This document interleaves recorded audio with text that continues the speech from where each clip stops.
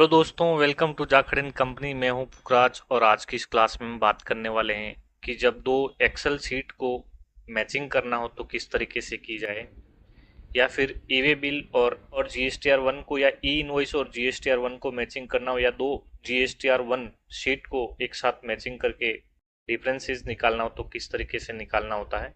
आइए समझते हैं। तो सबसे पहले हमें शीट ओपन कर लेनी है। यहाँ पर मैंने GSTR1 की रोंग सीट को ओपन कर लिया है। तो देखिए यहाँ पर एक्सेल सीट ओपन हो गया है GSTR1 का। और इसकी अगर B2B की हम टोटल देखने जाए तो यहाँ पर है 6,20,23,167 रुपया। और ई इनवॉइसेस की अगर हम टोटल देखने जाए B2B की, देखिए यहाँ पर टोटल आ रही है टैक्सेबल वैल्यू की 6,28,62,561। तो यहाँ पर देखिए कुछ डिफरेंसेस है। तो मैं आपको दिखाता हूँ कैसे हम डिफरेंसेस को जानेंगे और कैसे हम उसको सॉर्ट आउट करेंगे। तो सबसे पहले हमें क्या करना है, एक ब्लैंक एक्सेल सीट ले लेना है। मैं यहाँ पर एक ब्लैंक एक्सेल सीट बना लेता हूँ और इसको मैं टाइटल दे देता हूँ वर्किंग सीट।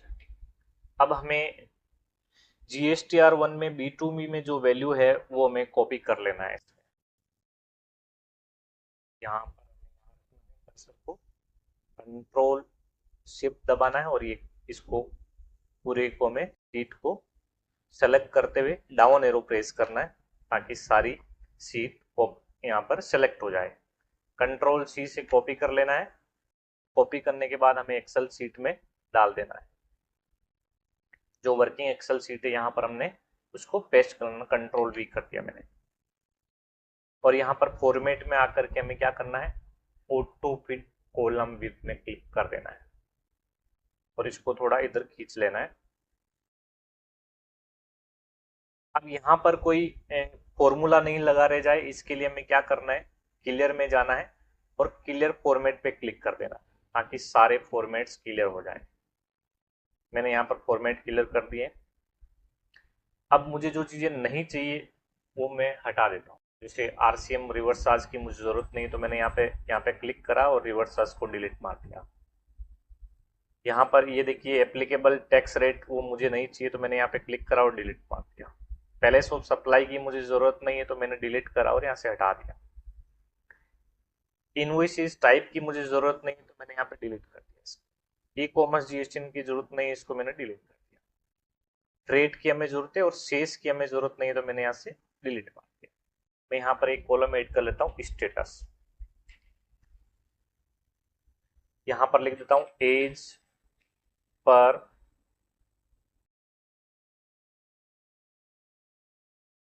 बुक। ये हमारी बुक्स की वैल्यू है।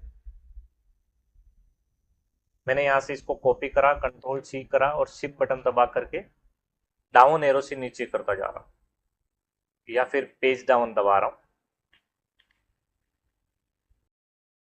रोज है उस सब में मैं सेलेक्ट कर लूंगा इसको। मैंने यहाँ पर इतना सेलेक्ट करने के बाद कंट्रोल D प्रेस कर दिया है तो एज पर बुक यहाँ पर सेव हो गया और कंट्रोल S करके मैं इसको सेव कर लेता हूँ। मेरे बुक्स के डेटा कॉपी कर लिए। अब मुझे ई इनवॉइस वाले डेटा कॉपी करने हैं। मैंने यहाँ पे क्लिक करा, मैंने यहाँ पर क्लिक करा है और ई इनवॉइसेज वाले डेटा को मैं यहाँ पर कॉपी कर लेता हूँ। तो सबसे पहले मुझे क्या करना है, फिल्टर लगाना रहेगा। तो फिल्टर लगाने के लिए मैंने शॉर्टकट यूज करा Alt+A+T। तो फिल्टर लग नहीं रहा देखिए। तो इसके लिए मुझे क्या करना है, यहाँ पर ऑलमोस्ट मुझे थोड़ा डिलीट मारना पड़ेगा ऊपर की वैल्यूज को, तो मैंने डिलीट मार दिया। डिलीट मारने के लिए मैंने क्या करा, कंट्रोल और माइनस यूज करा। मैं वापस यहाँ पर जाता हूँ, इस रो को मैं सेलेक्ट करता हूँ, Alt+A+T यूज करा मैंने। तो यहाँ पर देखिए मेरा फिल्टर लग गया है। फिल्टर मैंने इसलिए लगाया क्योंकि यहाँ पर बहुत सारी वैल्यूज है, कैंसिल वाली वैल्यूज भी है, तो मुझे उनको कैंसिल वाली वैल्यू का रिको नहीं करना है। तो मैंने यहाँ पे सेलेक्ट ऑल को हटाया और वैलिड वैलिड वाले बिल मैंने सेलेक्ट कर लिए। यहाँ पर मेरे वैलिड वाले सारे बिल सेलेक्ट हो गए। अब मैंने जिस सीट में न्यू सीट बनाई उसमें जिस सीक्वेंस में मैंने बिल रखे उसी सीक्वेंस में मुझे यहाँ से वो बिल ईवी बिल वाले कॉपी पेस्ट यहाँ पर करने रहेंगे। जैसे GST number, receive name, invoice number, invoice date. तो मैं यहाँ पर आ जाता हूँ और ई इनवॉइस को देख लेता हूँ तो GST number, receive name, invoice number, invoice date और इनवॉइस वैल्यू, यहाँ तक मेरा सारा डेटा प्रॉपर मैच हो रहा है। तो मैंने यहाँ पर शिफ्ट बटन दबाया, कंट्रोल दबाया और डाउन एरो किया तो ये सारी रोज सेलेक्ट हो गई है। कंट्रोल सी करा, कॉपी कर लिया इसको मैंने और यहाँ पर मैं रख देता हूँ वर्किंग शीट में, उसके नीचे बुक्स की डेटा के जस्ट नीचे। यहाँ पर मैंने एक लाइन छोड़ के रख रहा हूँ अभी, कंट्रोल वी कर दिया मैंने और यहाँ पर डेटा मैंने पेस्ट कर दिया। तो देखिए वो ई इनवॉइस वाले डेटा भी यहाँ पर आ गए। अब मुझे चाहिए रेट टैक्सेबल वैल्यू, तो मैं वापस ई इनवॉइस की शीट में जाऊंगा। यहाँ पर मुझे रेट वाला देखना है कि रेट का कहाँ है कॉलम।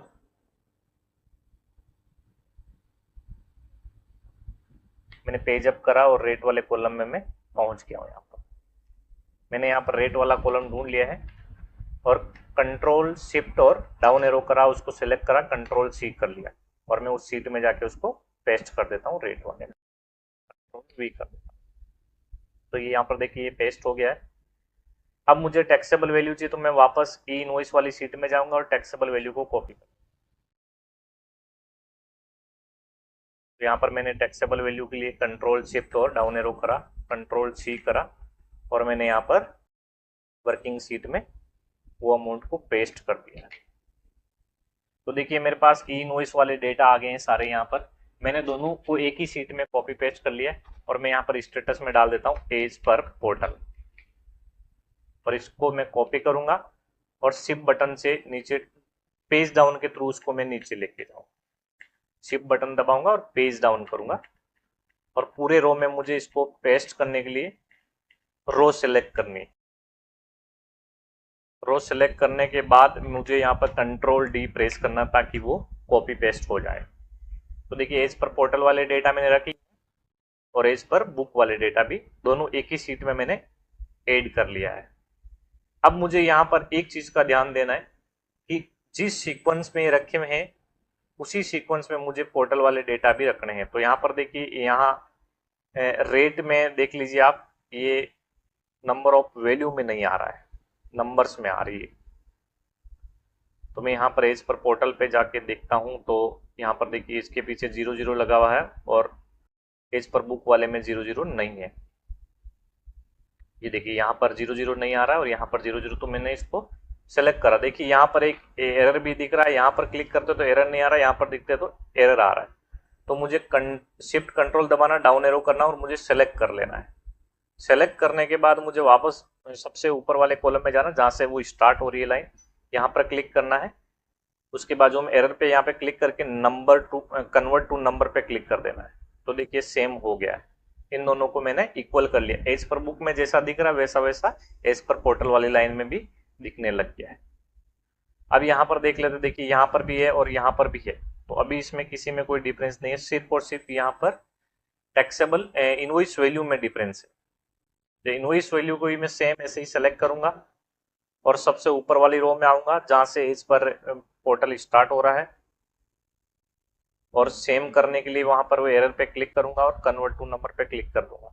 तो देखिए पोर्टल और बुक्स की वैल्यू सेम दिखने लग गई है। अब यहाँ पर जो रो मैंने ब्लैंक छोड़ रखी है उसको मैं डिलीट रो माइनस कर देता हूँ ताकि दोनों सेम सीक्वेंस में आ जाए और बीच में गैप नहीं रहे। इतना काम करने के बाद आपको यहाँ पर आना है, क्लिक करना है यहाँ पर जीएसटी या रिसिपिएंट पे और कंट्रोल ए करना ताकि सीट को सिलेक्ट कर सके। दोनों को मिक्स करके हमें सीट सेलेक्ट करनी। सीट सेलेक्ट करने के बाद इंसर्ट बटन पे क्लिक करना है और पाइवट टेबल पे क्लिक करना है। जैसे ही मैं पाइवट टेबल पे क्लिक करूंगा ये बोल रहा है न्यू वर्कशीट बनानी है क्या, यहाँ पे मैं यस कर दूंगा तो यहाँ पर न्यू वर्कशीट बन के आ गई है। अब मुझे यहाँ पर उनको सेलेक्ट करना रहेगा, तो सबसे पहले मैं ले लेता हूँ जीएसटी नंबर। तो यहाँ पर देखिए रो में जीएसटी नंबर आ गया है। अब मुझे चाहिए इनवॉइस नंबर, तो मैंने यहाँ पर इनवॉइस नंबर भी ले लिया है। अब मुझे चाहिए स्टेटस, तो देखिए यहाँ पर स्टेटस भी आ गया। अब स्टेटस को मुझे कॉलम में सेट करना, तो मैं यहाँ स्टेटस को यहाँ से उठाऊंगा और कॉलम लेबल में डाल दूंगा। तो देखिए इस तरीके से आ गया। और अब मुझे टैक्सेबल वैल्यू चाहिए, तो मैंने देखिए टैक्सेबल वैल्यू भी कॉलम में, यहाँ पे रो में ऐड कर दिया है और वो वैल्यूज में आ गया है। तो देखिए यहाँ पर ये जीएसटी नंबर आ रहा है, यहाँ पर एज पर बुक वैल्यू आ गई, एज पर पोर्टल वैल्यू आ गई और ग्रांड टोटल आ गई।